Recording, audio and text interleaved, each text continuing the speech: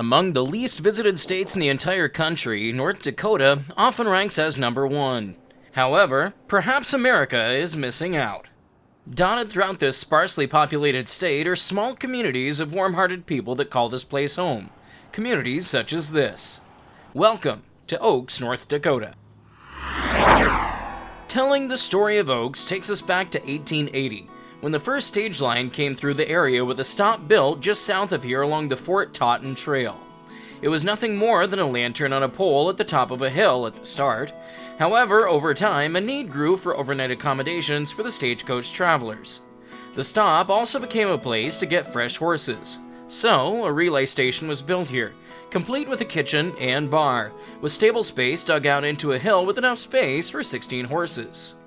By September of 1886, the 17 blocks of the original town's design were first platted, and a railroad stop was added to a locale where only a stagecoach stop had been before, both built in the middle of the previously undeveloped Dakota Plains in the area just east of the James River.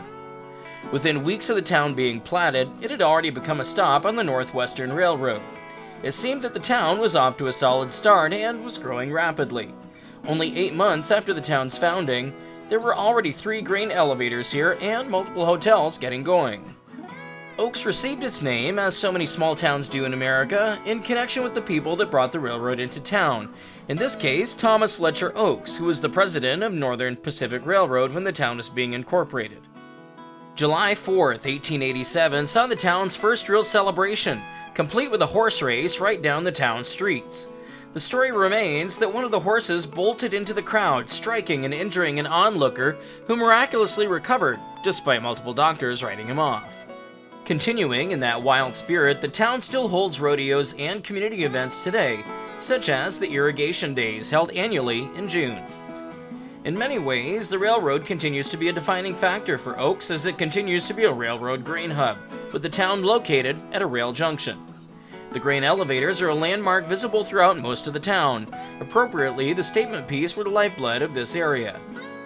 Unsurprisingly, agriculture is one of the largest industries in the area, with local crops of wheat, corn, soybeans, and honey, and livestock such as cattle, buffalo, and even emu, feeding America from this little Midwest town that most have probably never even heard of. Across the railroad tracks in the main part of town lies a little heritage park that has multiple buildings, including this church building built in 1891, originally built by the Oaks Methodists. The railroad is also well represented in this little park, including this rail bridge, moved from 4 miles away, built in 1909 by the Security Bridge Company, one of only 11 bridges ever built in the U.S. of this design. A 1900s Sioux Line caboose is also on display here, right in front of this Northern Pacific Railroad depot building. A one-room schoolhouse is also on display here. For a small town, it's a nice little collection of historical buildings to go look at. There is also the Dickey County Heritage Center, which houses artifacts from the area's history. However, it was not open while I was in town, as I was only overnighting here, arriving late in the day and leaving early the next. I'm sure it's worth checking out though, and normally I would have, had time permitted. That just leaves more for me to explore the next time I'm passing through. Today, Oaks has a population just shy of 1,800 people. Not a big town, not a town with tons of commercial offerings. However, Oaks has a really unique feel to it. It feels like a community that is tough, rooted strongly into the earth here, a community proud of the little that they do have, and rightfully so.